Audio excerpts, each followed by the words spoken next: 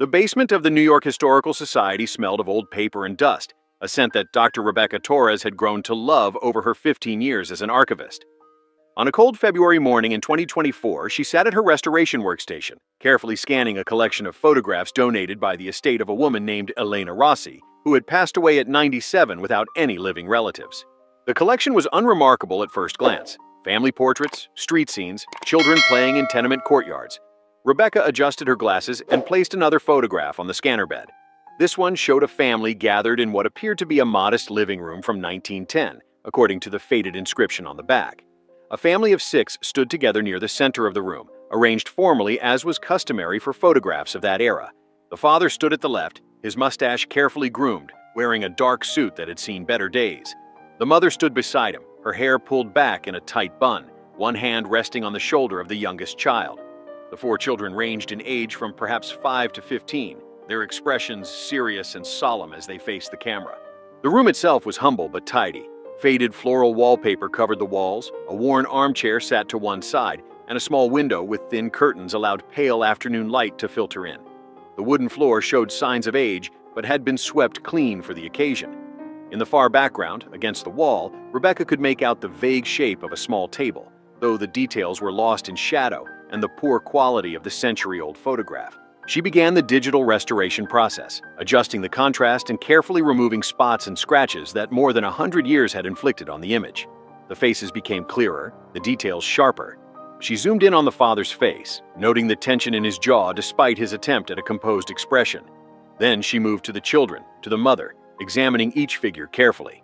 Satisfied with the main subjects, Rebecca began working on the background elements, trying to recover as much detail as possible from the shadowy areas of the room.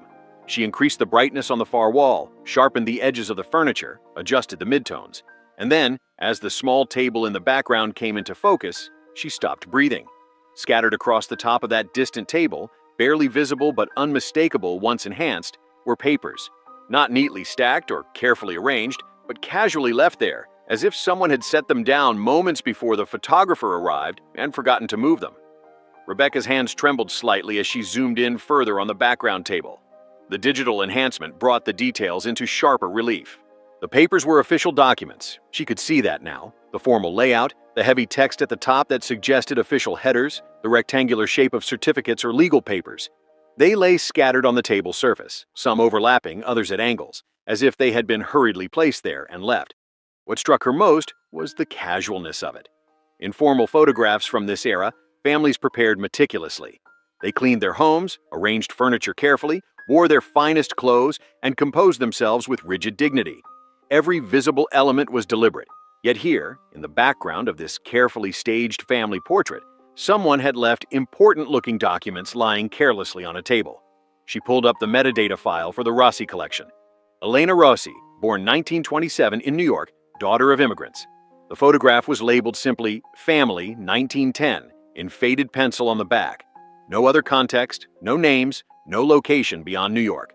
Rebecca saved the enhanced image and printed it, then walked down the hallway to the office of Martin Chen, a colleague who specialized in early 20th century immigration history.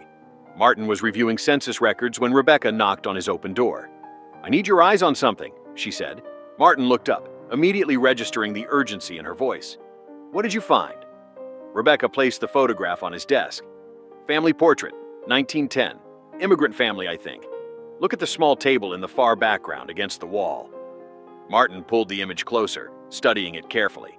Then he reached for his magnifying glass and examined the background table. His expression shifted from curiosity to intense focus.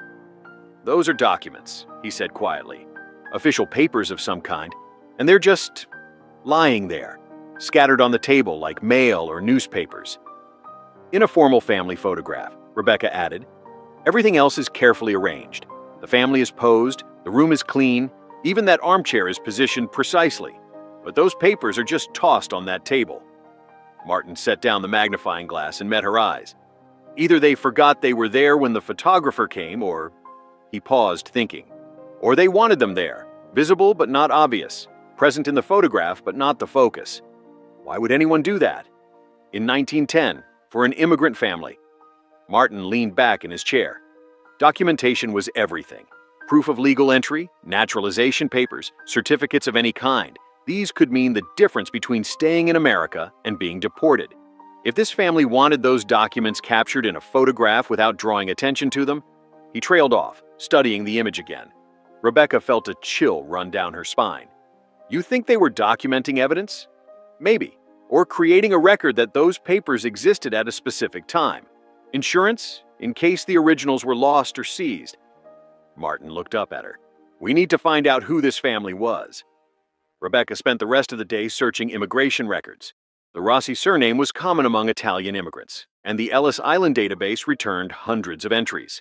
She narrowed her search to families with 4 children who had arrived between 1900 and 1910, focusing on those who had settled in New York. After hours of cross-referencing census records with ship manifests, she found a promising match. The 1910 census listed a family at 142 Mulberry Street in Manhattan. Joseph Rossi, age 39, laborer, born Italy; Carmela Rossi, age 35, wife, born Italy; and 4 children whose ages aligned perfectly with those in the photograph. The census indicated they had arrived in the United States in 1903. Rebecca searched for the corresponding ship manifest and found the entry for the SS Napoli, which had docked at Ellis Island on March 15, 1903. But the family listed on that manifest wasn't named Rossi. It was Giuseppe Marino, traveling with his wife Carmela and 4 children, Antonio, Maria, Paolo, and Lucia. The ages matched exactly. The village of origin matched what she'd expect from Southern Italian immigrants. But the surname was completely different. She stared at the 2 records on her screen. Giuseppe Marino in 1903 had become Joseph Rossi by 1910. Not an anglicization, not a spelling variation, but a complete name change. And there was no legal name change document in the city records, no naturalization papers under either name. Rebecca pulled up her email and wrote to Dr. Sarah Kim at Columbia University, a historian who had published extensively on immigration fraud in early 20th century New York. She attached both records and the enhanced photograph, pointing out the scattered papers on the background table. Sarah's response came within an hour. Can you meet me tomorrow morning? What you found is significant. Those papers on that table? I think I know what they are. And if I'm right, this photograph is evidence of something that thousands of families did but few documented. Bring everything you have. Rebecca read the message twice, her mind racing. She looked again at the photograph, at the family standing so formally in their modest living room, at those papers scattered carelessly on the distant table. What had seemed like a simple oversight now felt like something far more deliberate, far more dangerous. Rebecca met Sarah Kim at a quiet cafe near Columbia University the next morning. Sarah arrived with a leather bag stuffed with documents and immediately spread them across their corner table. I've been researching document forgery operations in Little Italy for the past 5 years, Sarah said without preamble. Between 1904 and 1912, there was a massive underground market for false immigration papers. Families paid forgers to create complete new identities, birth certificates, baptismal records, even fabricated ship manifests. She pulled out a ledger, its pages yellowed and fragile. This was seized in a raid in 1911 from a print shop on Hester Street. The owner, Vincenzo Bianchi, was one of the most prolific forgers in the city. Look at this entry. Rebecca leaned forward. Halfway down a page dated April 1904, she saw, Marino family, complete documentation set, $200, Rossi identity. Her breath caught. That's them. Giuseppe Marino became Joseph Rossi. For $200, which would have been 6 months' wages for a laborer, Sarah said. They paid everything they had to erase their real identity and become someone else. But why? Rebecca asked. The ship manifest shows they entered legally. There were no problems at Ellis Island, no marks indicating issues with their admission. Sarah pulled out another document, a telegram from the Italian Ministry of Interior, dated 1909, sent to immigration officials in New York. It listed names of Italian nationals wanted for various offenses who might attempt to enter or remain in the United States using false identities. Halfway down the list, Giuseppe Marino, Castellammare di Stabia, wanted for sedition and incitement, 1903. He wasn't running from American authorities, Sarah said quietly. He was running from Italian authorities, and if they discovered he was here, they could request extradition. His entire family would be destroyed. Rebecca thought about the photograph, about those papers scattered on the table in the background. The documents on that table, they're the forged Rossi papers? Almost certainly. By 1910, 6 years after purchasing them, those papers had become their only legitimate identity. But here's what's fascinating. Sarah pointed at the photograph. They're just lying there, scattered casually. Not hidden, not locked away, but treated like ordinary household papers. That's how normalized the deception had become. Rebecca returned to the archives with a new focus. She needed to understand what Giuseppe Marino had done in Italy that had forced him to flee and assume a false identity in America. Working through an Italian research assistant, she requested records from Castellammare di Stabia, the village listed on the original ship manifest. The response came 3 days later. The assistant had found police records and local newspaper accounts from early 1903. Rebecca's Italian was limited, but the documents painted a clear picture. Giuseppe Marino had been a tenant farmer working land owned by Don Salvatore Greco, one of the wealthiest and most powerful men in the region. In February 1903, during a particularly harsh winter, Don Greco had raised rents on all his tenant farmers by 40% and demanded immediate payment. Most farmers already struggling couldn't pay. Giuseppe had organized a meeting of tenant farmers to collectively refuse the increase and demand fair terms. The local newspaper described what happened next. Don Greco's men had broken up the meeting violently, beating several farmers. Giuseppe had fought back, injuring one of Don Greco's nephews. The police report characterized this as assault against a gentleman and seditious conspiracy to overturn the natural social order. An arrest warrant had been issued on March 10, 1903. 5 days later, Giuseppe Marino, his wife, and their 4 children boarded a ship to America. Rebecca sat back, understanding flooding through her. Giuseppe hadn't committed a real crime. He'd stood up against exploitation and been branded a criminal for it. In Italy, he would have faced years in prison or worse. In America, he could start fresh, but only if no one discovered who he really was. She pulled up the photograph again, studying the family. Giuseppe stood with his shoulders squared, his expression dignified despite the tension in his eyes. His wife's hand rested protectively on their youngest child. The children stared seriously at the camera, unaware that their entire lives were built on a fabricated identity. And on that table in the background, the forged papers that had given them those lives lay scattered like ordinary household documents, simultaneously the most dangerous and most precious things the family owned. Rebecca scheduled another meeting with Martin to review her findings. They sat in the small conference room, the enhanced photograph displayed on the large monitor, those scattered papers on the background table, now the focal point of their investigation. He was a political refugee, Martin said after reviewing all the evidence, fleeing persecution dressed up as criminal charges. But he couldn't claim that status at Ellis Island because the Italian government would have been notified, and they would have demanded his return. So he entered under his real name, legally, then purchased false papers once he was safely in New York, Rebecca added. The Marino family disappeared, the Rossi family appeared, and Giuseppe became Joseph. Martin studied the photograph. Those papers on the table, they're 6 years old by the time this photo was taken. The family has been living as the Rossis since 1904. They've filed census reports, the children have enrolled in school, Joseph has worked steady jobs, all under the false identity. But they kept the forged papers out where anyone could see them, Rebecca pointed out. Look at them, just tossed on that table like bills or letters. Why be so careless with documents that could destroy them if discovered? Martin was quiet for a long moment, studying the image. Maybe that's the point. If you hide something, it looks suspicious. If you treat it casually, like it's ordinary and legitimate, no one questions it. Those papers lying on that table say, "We're the Rossi family. These are our ordinary household documents. We have nothing to hide." Rebecca felt a chill of recognition. It's psychological camouflage. Hide in plain sight. Exactly. And photograph it. Create a permanent record that shows the Rossi family in their home with their papers visible. If anyone ever questioned their identity, they could point to this photograph. Here we are. Here are our documents. Everything legitimate and ordinary.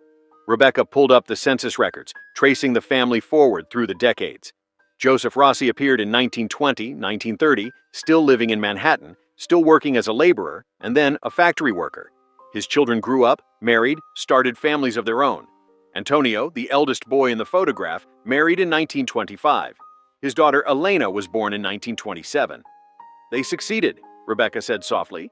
They built entire lives under false names, raised children who probably never knew they were really Marinos. The burden Giuseppe carried, Martin said, knowing that one slip, one investigation, one piece of bad luck could expose everything and destroy his family. Rebecca contacted the lawyer who had handled Elena Rossi's estate, explaining that she was researching the family's history for the archives. The lawyer provided contact information for Jennifer Martinez, Elena's neighbor for over 20 years and the executor of her estate. Rebecca and Jennifer met at a coffee shop in Queens. Jennifer was a warm woman in her 60s who had clearly cared deeply for Elena. She was intensely private, Jennifer said.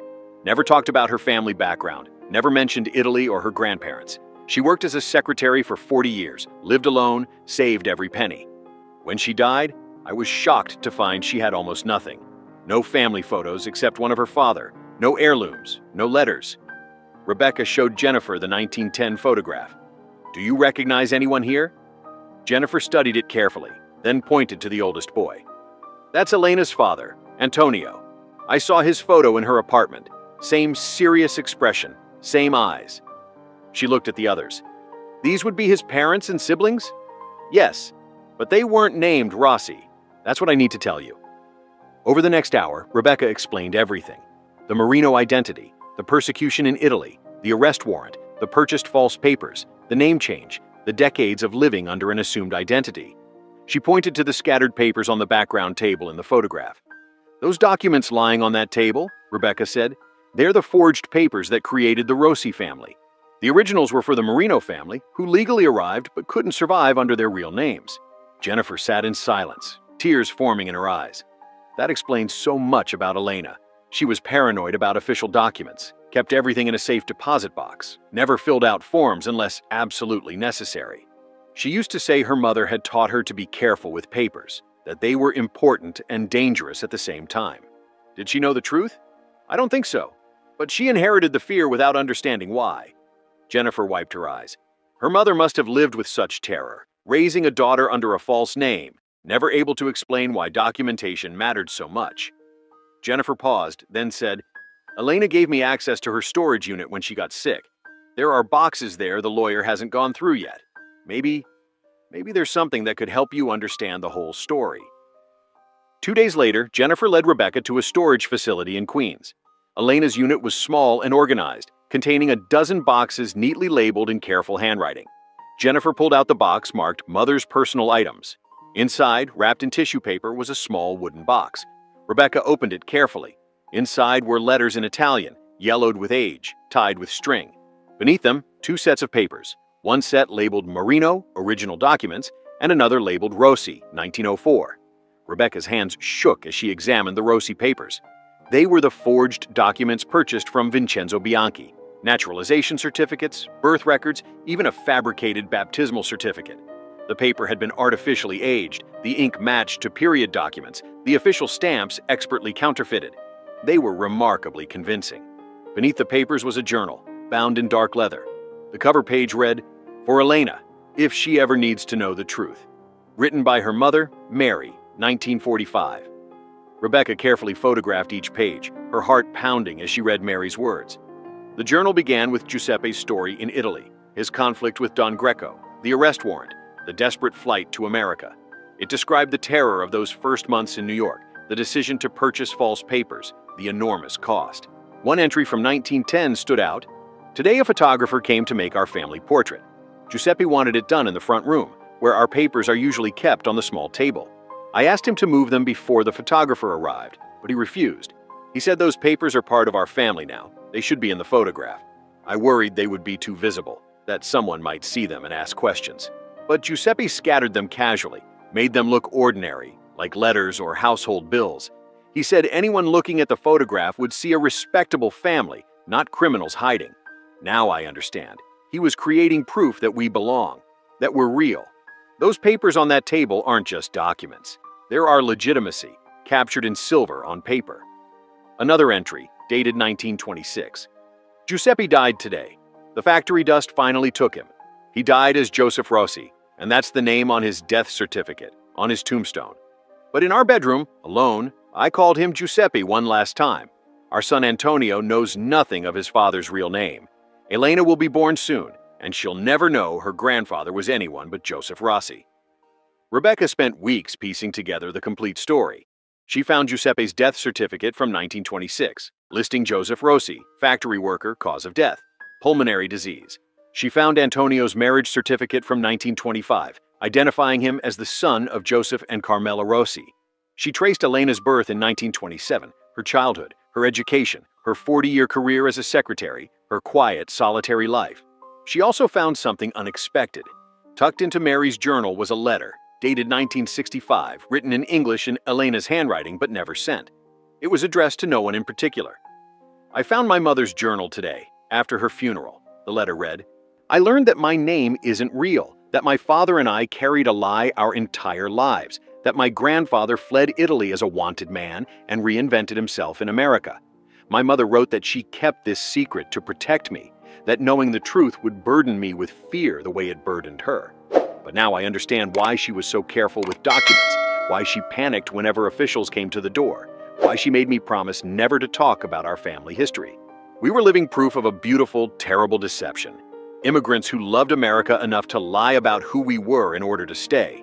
I don't know if that makes us criminals or survivors. Maybe both. I've decided to keep the secret.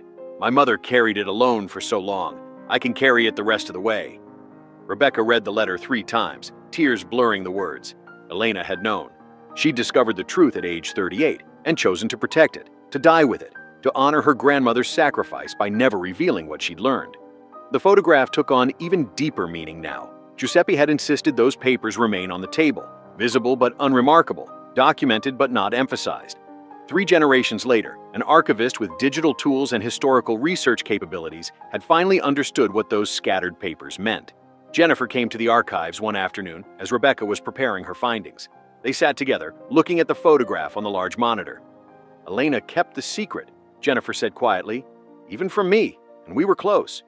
"She was protecting her family," Rebecca replied, "all the way to the end. Just like her grandfather did when he stood in that room in 1910 and let those papers stay on that table." Rebecca presented her findings to the Historical Society's curatorial board. They approved a small exhibition documenting the Marino Rossi family story. The exhibition, titled Hidden in Plain Sight, Papers on a Table, opened in May 2024. The 1910 photograph was the centerpiece, displayed large enough that visitors could see every detail, including the papers scattered on the background table.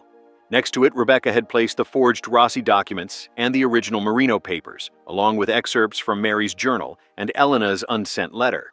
The wall text explained the historical context: the persecution of political dissidents in southern Italy, the impossibility of claiming refugee status in 1903, the thriving market for forged documents in immigrant neighborhoods, the constant fear of deportation and family separation that defined the lives of thousands of families who lived under assumed names. But what resonated most with visitors was the photograph itself. People stood in front of it for long minutes, studying those papers on the distant table, understanding now what they represented. Not just forged documents, but a family's entire existence, their claim to belonging, their proof of legitimacy, all resting casually on a table in the background of a formal portrait. Jennifer attended the opening, standing quietly in front of the photograph. "They treated those dangerous papers like ordinary mail," she said to Rebecca. "Made them look so normal, so unremarkable." "That was the genius of it," Rebecca replied. "Hide the truth by making it visible. The papers are right there in the photograph, but who would look at them? Who would question them? They're just background clutter in a family portrait." The exhibition drew thousands of visitors over 6 months.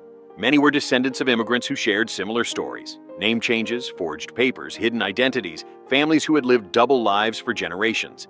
The exhibition became a space for people to acknowledge these complicated histories without shame, to understand the impossible choices their ancestors had faced.